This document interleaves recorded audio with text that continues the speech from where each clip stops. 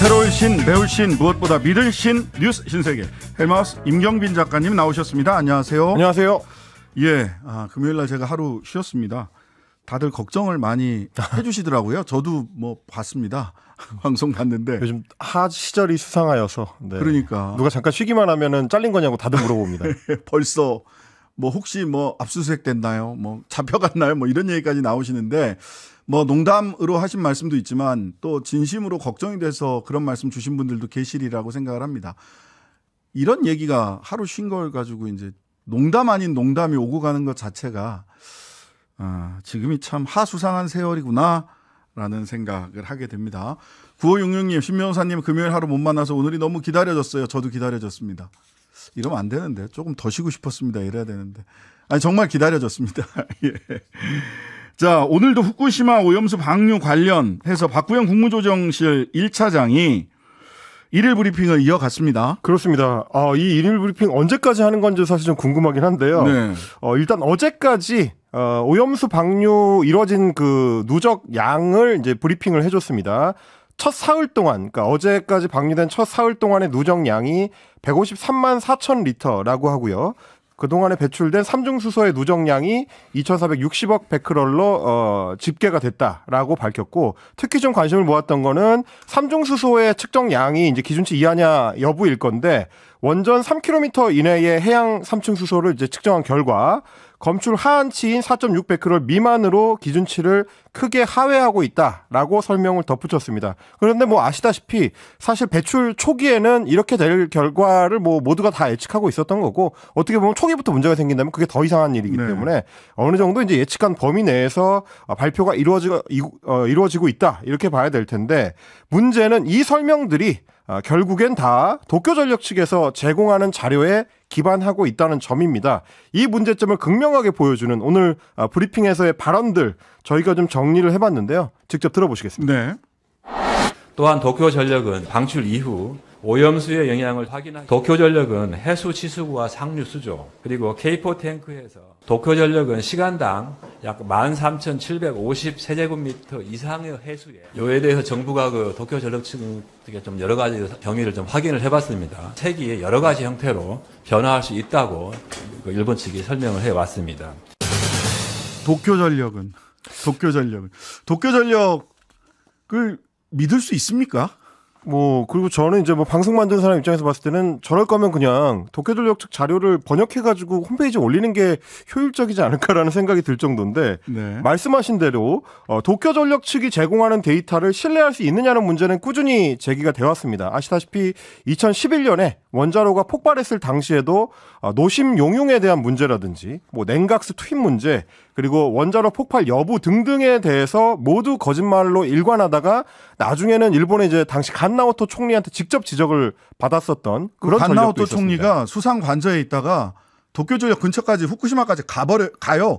아무리 계속해서 거짓말을 하는 게 보고가 되니까. 그렇습니다. 그 당시에 그래서 도쿄전력 본사에다가 별도의 사무실을 차렸을 정도로 네. 신뢰를 실추한 적이 있는데, 그러니까 원전 사고 첫날부터 정부와 총리를 도쿄전력은 속였고요.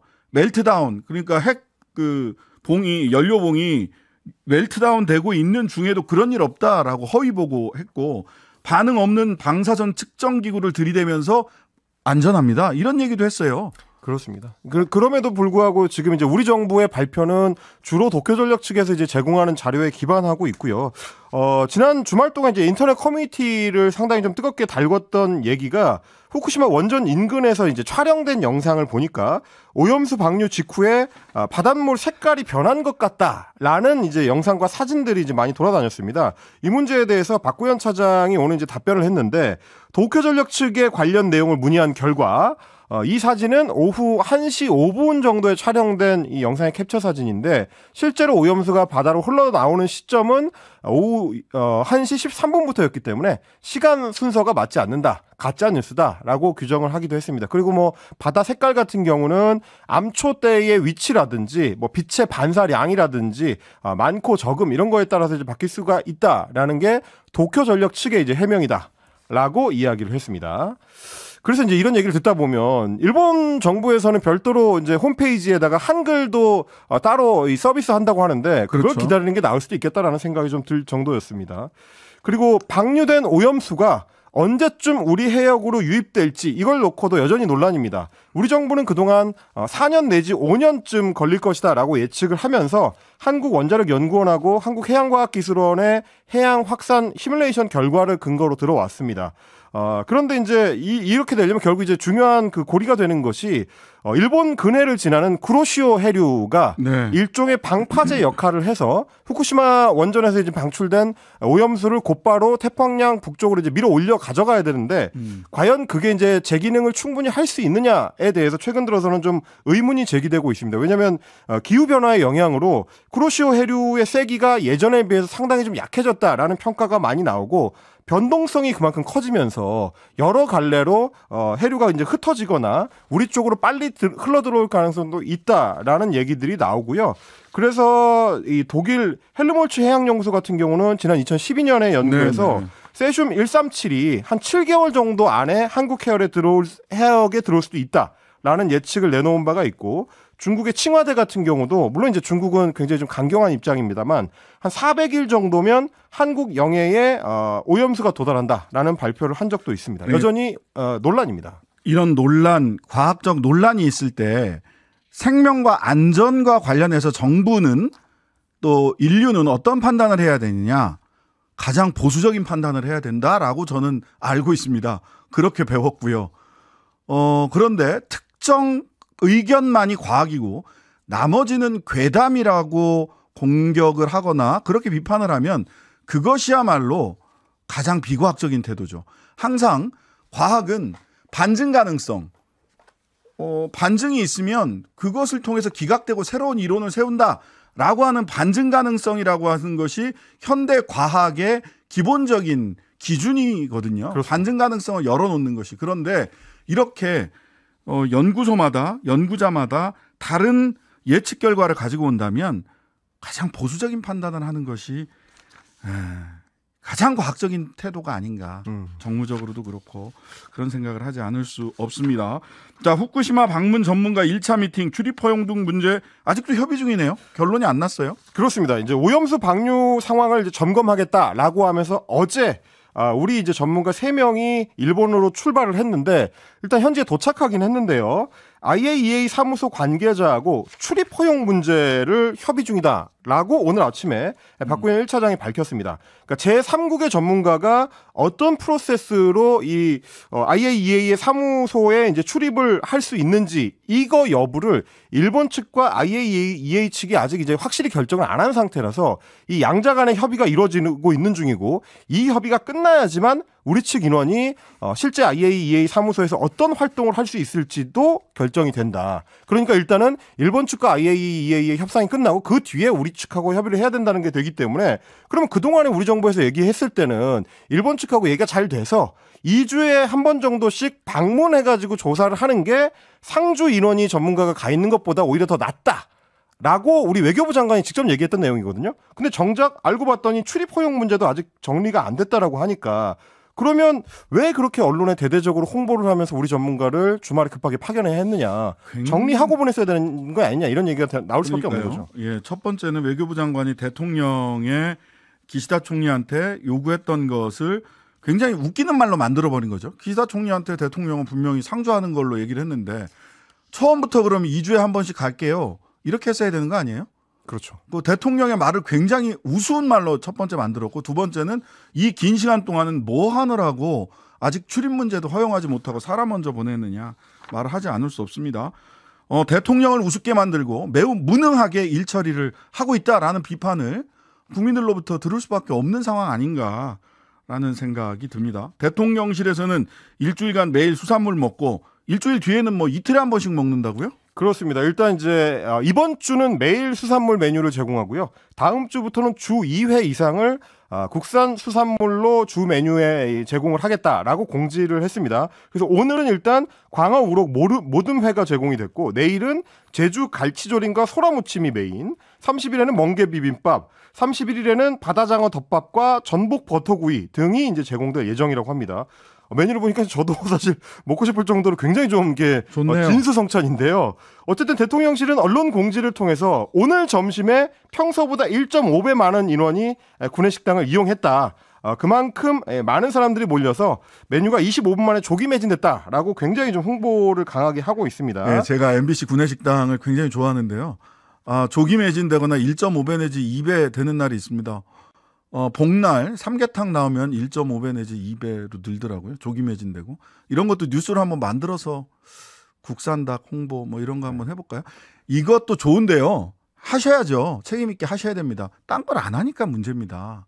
이걸로 근본적인 문제를 그냥 먹방하는 것으로 퉁치고 넘어가려고 하니까 국민들이 열받는 거죠. 그러다 보니까 이제 일본 현지에서도 한국 대통령의 홍보 스타일을 배워라라는 얘기까지 나오고 있습니다. 오사카부 지사를 지낸 하시모토 도루 전 지사가 트위터에다가 윤 대통령을 롤모델로 거론을 했습니다. 자갈치 시장을 방문했던 윤 대통령의 기사를 인용을 하면서 윤 대통령 못지않게 일본 국회의원 전원이 이런 행동을 하고 메시지를 발신한 때다라고 굉장히 좀 강조하는 메시지를 보냈습니다. 좋으시겠어요. 대통령실에서. 롤모델이 되셨으니 얼마나 좋으시겠습니까. 자, 국방부 검찰단 박정훈 해병대 전 수사단장을 소환을 했습니다. 박 대통령은 진술 거부권을 행사했고요. 청와대 개입설, 그렇습니다. 대통령의 직접 개입설이 MBC 스트레이트를 통해서 보도됐고, 그다음에 오늘 그 수사 이후에 수사를 받고 나온 이후에 그 박대령 변호인을 통해서도 유사한 정황이 얘기가 나왔습니다. 그렇습니다. 말씀하신 대로 이제 지난 25일에 군 검찰 수사심의위원회가 열렸는데 여기서는 이제 어떻게 할지 결론을 못 내렸습니다. 과반수를 넘기지 못해가지고 결론이 못 내려졌는데 그러다 보니까 심의가 끝나자마자 국방부에서는 박대령한테 출석 요구서를 보냈고요. 박대령 측은 일단 이제 출석은 하고 왜냐면 이제 출석을 안 하면 체포될 수 있기 때문에 그렇죠. 출석은 하고 본인 진술서를 이제 제출하고 나머지 사항에 대해서는 진술 거부권을 행사한다라는 입장을 밝혔습니다. 그러면서 오늘 이제 출석하면서 변호인을 통해서 밝힌 입장을 보니까 사건 담당 군 검사가 경찰에 이첩된 기록을 탈취하는 행위. 그러니까 이제 원래 같으면 경찰로 넘어갔어야 되는 수사 자료를 군 검찰단이 이제 회수한 조치에 대해서 박대령 측에서는 이건 탈취 행위다라고 주장을 하고 있기 때문에 군 검사가 여기에 이제 가담했을 가능성이 높으므로 본인은 수사에 협조할 수 없다. 수사를 군 검찰로부터 받을 수 없다라는 입장을 재차 강조를 했습니다. 그리고 이제 오늘 수사를 받는 도중에 이 그 박대령하고 이제 변호인 쪽에서 녹취된 내용, 이거 이제 수사를 외압을 받았다라는 이제 어떤 정황을 설명할 수 있는 녹취 내용을 수사받는 자리에서 이제 틀었다고 하는데 곧바로 이제 군 검찰에서 이걸 제지를 하고 20분 만에 조사를 일단 마무리하고 이제 돌려보냈다, 이런 보도도 지금 나오고 있는 상황입니다. 그리고 어제 이제 MBC 스트레이트에서 대통령이 직접 국방부 장관을 질책했다라는 요지의 비공개 문건을 공개를 했습니다. 이게 이제 어떻게 된 일이냐? 지난 7월 31일 오전, 그러니까 수사 결과를 이첩하지 말고 회수해라라는 그 국방부 장관의 명령이 나왔던 그날입니다. 그날 오전에 대통령이 주재하는 회의가 열렸고 그 자리에서 대통령이 경로했다라는 내용이 들어 있습니다. 그 당시에 오전 회의에서 윤 대통령한테 안보실의 한 참모가 사단장 등 8명을 과실치사 혐의로 경찰에 이첩할 예정이다라고 보고를 했더니 윤석열 대통령이 경로했고 국방부 장관을 연결하라고 한 다음에 이런 일로 사단장까지 처벌하게 되면 대한민국에서 누가 사단장을 할 수 있겠냐라고 질책했다라는 문서 내용이 이제 적혀 있습니다. 이 문건에 따르면 이 내용은 박정훈 대령이 해병대 사령관으로부터 전해들었다, 이렇게 돼 있고요. 그리고 대통령실 질책으로 국방부가 어떻게든 사단장을 빼야 되는데 직접적으로 말은 못하고 애둘러서 압박한 것으로 추정된다라는 얘기도 이 문건에 같이 적시가 되어 있습니다. 그러니까 이 문건에 따르면 국방부 장관이 단독 결정으로 번복을 한 게 아니고 대통령의 질책을 받고 그 결정을 뒤집은 걸로 보인다는 얘기가 되는 겁니다.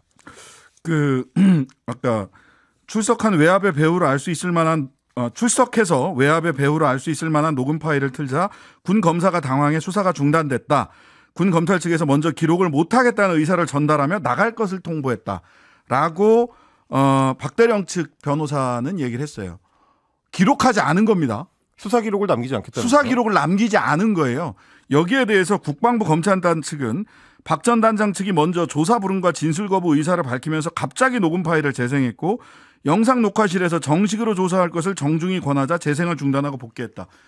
마치 그 갑자기 얘기하고 그 빠져나간 것처럼 박 전 단장이 나간 것처럼 얘기를 하는데 이거 말이 앞뒤가 안 맞아요. 먼저 조사 불응과 진술 거부 의사를 밝힌 후에 영상 녹화실에서 조사하자고 얘기를 했다고 하잖아요. 이게 말이 앞뒤가 안 맞는다는 겁니다. 조사를 시작하기 전에 자, 영상 녹화실에서 조사하겠느냐 아니면 일반 조사실에서 조사하겠느냐를 가장 먼저 묻습니다. 왜냐하면 영상 녹화실에서는 조사의 처음부터 끝까지가 전부 다 영상에 잡히기 때문에 중간에 조사 불응 의사를 밝힌 이후에 영상 녹화실로 가자고 하는 이야기를 하는 조사관은 없습니다. 말이 앞뒤가 바뀌어 있어요. 군 검찰단님, 국방부 검찰단님, 제 말이 틀렸으면 제 말이 틀렸다라고 저희 방송국으로 연락 주세요. 왜 갑자기 영상 녹화실 얘기를 여기서 꺼냅니까? 영상 녹화실 얘기하니까 마치 이 얘기는 뭐냐면 영상 녹화실에서 당신 얘기하는 거 있는 그대로 하자라니까 박정훈 대령이 불응하고 중단하고 복귀했다라는 식으로 지금 이야기하시잖아요. 정확하게 묻습니다. 조사 시작 전에 영상 녹화실에서 조사를 할 건지 말 건지를 판단하는 겁니다. 왜 마치 박 단장이 영상 녹화실에서 자 지금부터 녹화할게 하니까 거부하고 나간 것처럼 얘기를 해요. 이거 국민들 호도하려고 하는 것 아닌지 법률가로서 의심스럽습니다. 단 한 번도 이렇게 조사를 진행해 본 적이 없기 때문에 드리는 말씀입니다. 자, 이동관 방통위원장 오늘 취임하셨습니다. 그렇습니다. 이동관 방통위원장 오늘 취임사에서 1차 목표가 공영방송들을 향하고 있다는 점을 명확히 했는데요. 한 대목을 먼저 들어보시겠습니다. 사실상 무소불위 권력을 누려온 공영방송이 국민의 선택과 심판이라는 견제 속에 신뢰를 회복하도록 하겠습니다. 네. 그러면서 공영방송은 각종 특혜를 당연시하면서도 노영방송이라는 이중성으로 정치적 편향성과 가짜뉴스 확산은 물론이고 국론을 분열시켜온 사실을 부정할 수 없다. 이렇게 이제 공영방송들을 향한 맹비난을 쏟아부었습니다. 그러면서 역시 마찬가지로 이제 포털에 대해서도 손을 댈 뜻을 내비쳤는데 특히 포털과 SNS 등에서 유통되는 가짜뉴스와 이로 인한 선동은 민주주의에 대한 근본적인 위험 요소다. 엄단하겠다라고 이제 추가로 강조하기도 했습니다. 그리고 오늘 이제 취임하자마자 MBC 대주주인 박문진 이사 그리고 EBS 이사에 대한 신규 임명을 강행을 했는데요. 회의를 비공개로 열고 김성근 박문진 이사를 임명했고 강규형 EBS 임명안을 이제 의결을 했습니다. 오늘도 역시 마찬가지로 이동관 위원장하고 이상인 위원 그러니까 대통령이 추천한 위원 2명만 회의를 열고 나머지 3명의 이사는 여전히 공석 상태인 상황입니다. 이걸 뭘 비공개를 해요? 둘이 하면서 회의. 그렇습니다. 그리고 이제 오늘 또 이제 지적이 받은 게 뭐냐면 강규형 EBS 신임 이사 같은 경우는 지금 이제 TBS 재승인 관련해 가지고 해임된 정미정 전 이사의 후임으로 임명이 된 건데 강규형 이사 본인이 2017년 12월에 KBS 이사로 재직하다가 법인카드 부당 사용으로 인해서 해임된 바가 있습니다. 물론 이제 나중에 소송을 통해서 해임 무효 처분을 받긴 했는데요. 그리고 김성근 박문진 이사도 비슷한 경우입니다. 2017년에 MBC 방송인프라본부장으로 재임하던 시절에 수천만 원의 법인카드 부당 사용이 드러나서 이걸 이제 퇴직금으로 변제한 데 회사를 떠난 바가 있고 2018년에는 미주법인 특별감사 결과 MBC 본부장이던 2017년 1월에 미국 라스베이거스 출장 당시에 미주 법인으로부터 골프와 와인, 식사 등 수백만 원의 접대를 받았다면서 청탁금지법 위반 혐의로 고발당한 바가 있습니다. 그러니까 이게 어떻게 된 거냐면 법인카드 부당 사용을 이유로 지금 KBS 이사장이라든지 박문진 이사 등등을 해임을 해놓고 다시 그 자리에 법인카드 유용 문제로 해임됐었던 인사들을 앉히는 모양새가 된 거라서 결국 내로남불이다라는 비판을 피하기가 좀 어려울 것 같습니다. 저는 이 무소불위의 권력을 누려온 공영방송이란 이야기, 무소불위의 권력을 누리셨는지 저 앞에 계신 제작진들에게 한번 여쭤보고 싶네요. 그리고 노영방송이 안 된다. 그러면 재벌방송은 좋다는 얘기입니까? 민영화에서 재벌방송 하자는 말씀으로 들리는데. 자, 뉴스 신세계 지금까지 헬마우스 임경민 작가였습니다. 감사합니다. 고맙습니다. 하루 종일 기다려지는 진짜 시사. 평일 저녁 6시 5분 신장식의 뉴스 하이킥.